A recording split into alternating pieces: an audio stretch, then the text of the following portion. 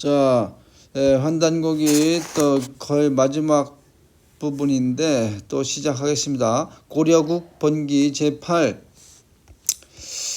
태조 신성태왕의 천수 2년 서울을 송악의 남쪽으로 정하다 25년 어제 훈요를 발표했다. 그 대략을 보면 이렇다. 생각컨대 우리 동방이 옛부터 당풍을 사모하여 문물 예약이 빠짐없이 당나라의 제도를 따랐다. 방을 달리하고 땅을 달리하는 사람은 성품 또한 각기 다르기 마련이고 적어도 반드시 같을 순 없는 것 아닐까. 태봉국 왕 궁예는 그 선조가 평양 사람이라 본래 보덕왕 안승의 먼 후예이다. 자, 그러면은 궁예가 원래 안씨라는 얘기인가? 그의 아비는 강직하여 술가의 말에 따라 어머니의 성을 따서 궁씨가 되었다.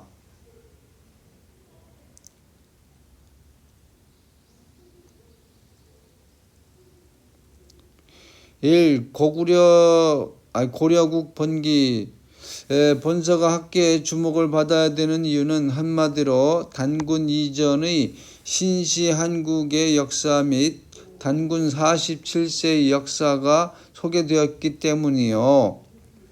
종래의 사서에선 찾아볼 수 없는 기록들이 실려있기 때문이다. 그런데 고려국 번기는 우선 의의 두 가지 이유에서는 희귀한 자료로 여겨지지 않는 기록임에 틀림없고 한국 정사라 할 수 있는 고려사가 있는 이상 고려 번기의 가치는 그만큼 절하되는 게 아닌가 생각되기도 한다. 그러나 고려 번기는 오히려 고려사가 있음으로써 더욱 값진 것이다. 먼저 이 태백일사 제8의 고려국 번기는 태조 신성태왕이니 명종 경황제니 또 천복이니 천순이 하는 고려국의 연호를 언급함으로써 고려사에서 찾아볼 수 없는 건원 칭제의 황제 국가로서 고려를 묘사하고 있다. 반면 고려사에서의 고려는 겨우 칭왕 제후국으로 기록되고 있다는 데에 고려국 번기의 가치와 중요성이 있다. 만약 그것이 없다면 고려국 번기의 국역은 필요 없는 것이 될 것이다. 천자국과 제후국의 차이점이란 일부러 긴 설명이 필요치 않을 것이다. 독립국과 식민지의 차이점을 일부러 설명해야 하겠는가?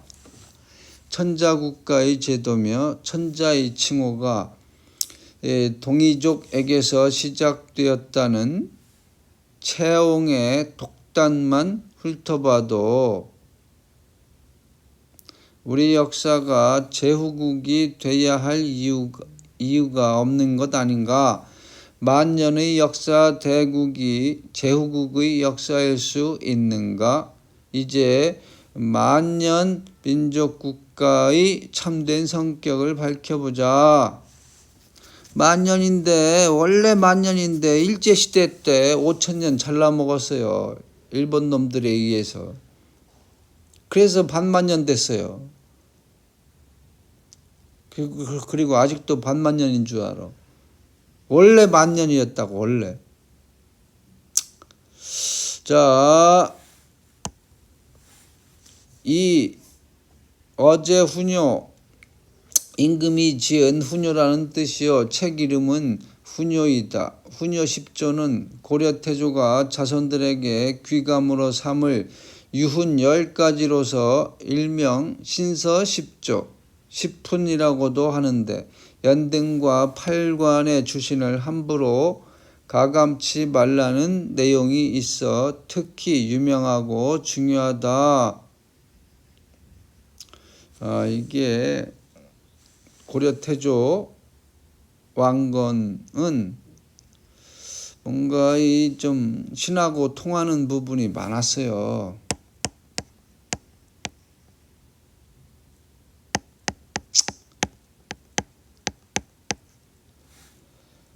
단순한 그런 창건자가 아닙니다. 신통이 있는 사람이었어요. 3. 당풍. 태조께서는 중국의 문물을 이렇게 표현했으나 현대의 한국인은 양풍이나 미풍을 경계해야 하지 않을까? 우리는 언제까지나 역사적으로 외풍을 경계하는 국론 속에 살아야 할 것인가? 모두 마음에 한 가닥 반성의 손길을 펴봐야겠다. 4. 태봉국. 901년부터 918년까지 있었다. 신라 말에 궁예가 세운 나라다.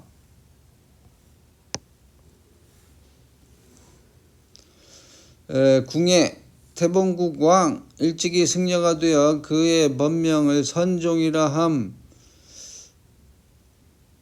안승 건무자 및 고구려 재건을 시도하여 추대한 왕 일명 안순. 670년 신라 문무왕 10년 고구려의 대형 건무자 및 나라를 재건코자 당나라에 대하여 반란을 일으키고 고구려의 유민들을 모아가지고 안승을 맞아 임금을 삼고 신라의 구원을 청했다. 당나라 천자는 이 소식을 듣고 고관 등을 보내 안승을 치니 안승은 건무잠을 죽이고 신라로 달아났다. 신라는 안승을 고구려 왕으로 책봉하고 금마저에 있게 한 후 금마저 다시 보덕왕으로 개봉하고 문무왕의 누이 동생을 아내로 주었다.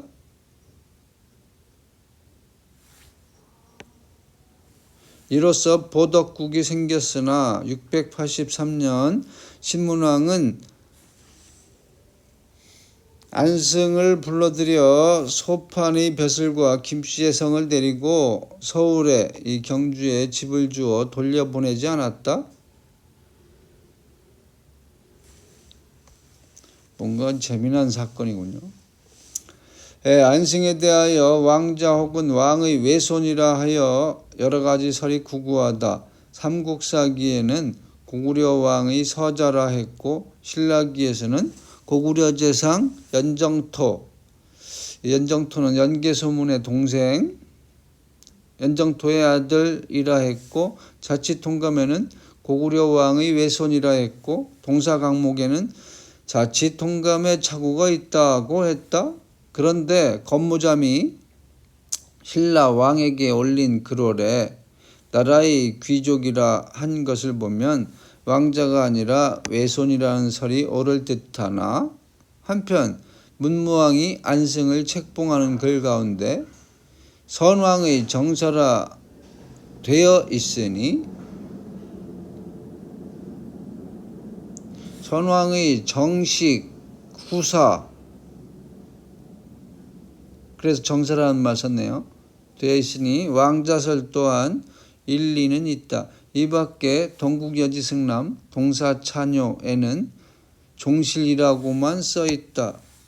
종실이면은 왕 집안치. 자,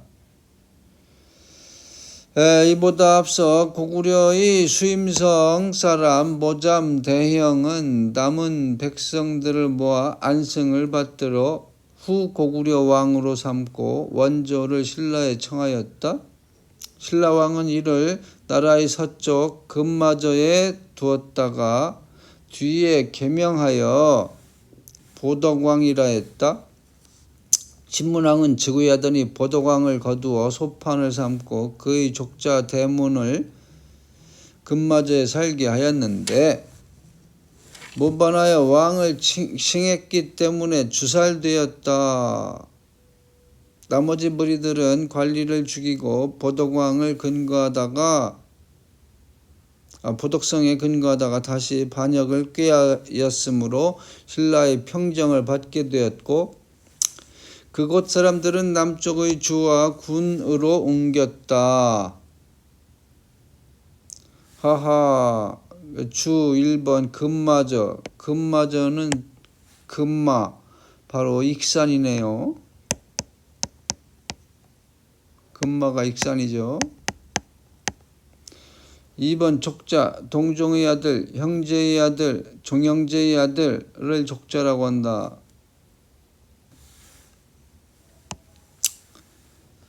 대진국 명종 경황제 천복 9년 5월 5일 궁예가 외가에서 태어났다. 그의 옥상에는 흰빛이 비추이고 긴 무지개의 끝은 하늘에 닿은 듯 보였다. 신라의 일관이 이를 보고 머지않아 나라에 이롭지 못한 일이 있을 것이라고 했다. 이 소식이 들리자 왕은 이를 미워하여 사람을 시켜 그 집을 파괴하고 그를 죽이려 했다. 그 어미는 진귀한 보물로 뇌물을 쓴 후에 애를 끌어안고 도망가 숨어 살며 고생하며 양육했다. 나이 10세에 머리를 깎고 중이 되어 선종이라 했다. 장년이 되자 방일하여 원래부터의 계율에 따르지 않으며 크고 작은 일에 담이 컸다. 어느 때 바루를 들고 재를 모시러 가는데 까치가 부적 하나를 물어서 바루 속에 떨어뜨렸다. 이를 펴본즉 왕이라는 글자가 있는지라 이를 숨기고 말은 하지 않았지만 매우 자부심을 가지게 되었다. 이건 거의 하늘이 정해준 왕이구만. 궁예는 하늘이 정해준 왕입니다.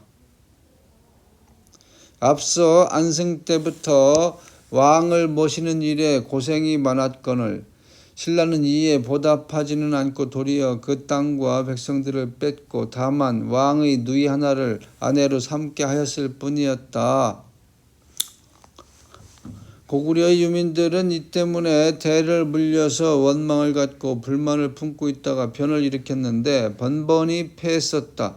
궁예 때에 이르러 나라가 어지럽고 쇠약함을 보고 이를 틈타 무리를 모아 조상의 옛 땅을 회복하고 쌓여왔던 원한을 씻으려 했다. 곧 궁예는 죽주의 도적이었던 기훤에게 투항했는데 훤이 업신여겨 이를 예로서 대하지 않았다. 궁예는 울분을 터뜨리고 스스로 편치 못하더니 몰래 훤의 회하의 원회, 신혼 등과 결탁하여 친구가 되어 북원의 적 양길에게 투항했다. 양길은 이들을 잘 대우하여 이들에게 일을 맡겼다. 병력 100기를 나눠주고 동쪽을 공략하게 하니 주와 군이 모두 항복했다. 또 아슬라를 공략하여 무리가 600이 되자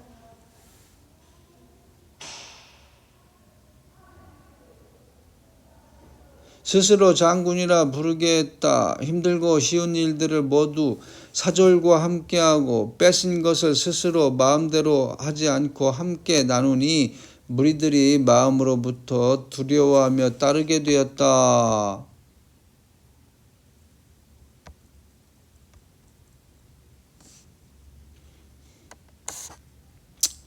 1. 북원의 적 양길. 북원은 지금의 원주이다. 신라 진성여왕 때의 반란자 양길은 왕의 실정으로 국정이 문란해지자 난을 일으켜 한때 강원도 지방에서 세력을 떨쳤으나 뒷날 부하인 궁예에게 몰려 세력을 잃고 만다. 자, 2번 아슬라는 지금의 강릉? 아예 하슬라라고 하더니 아슬라라고 나왔네. 아슬라, 하슬라.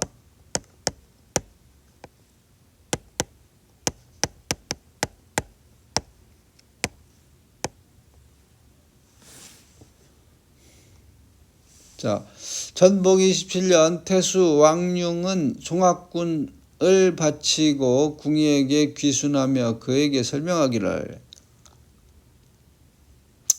대왕께서 만약 조선 숙신 변한의 땅의 왕노릇하고자 한다면 먼저 송악을 점령하고 나의 장자 건으로 하여금 그 주인이 되게 하는 것보다 상책은 없을 것입니다 하니 그 말에 따랐다.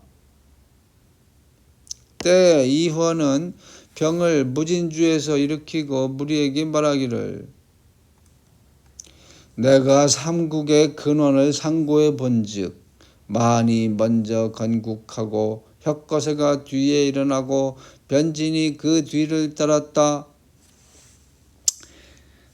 백제가 개국하여 600년을 전했는데 신라가 당나라와 합쳐 공격함으로써 멸망시켰다. 이제 나는 덕이 없지만 의자왕의 분을 풀려고 한다. 고 했다. 마침내 완산에 도읍하고 왕을 칭하며 국호를 후백제라 하였다.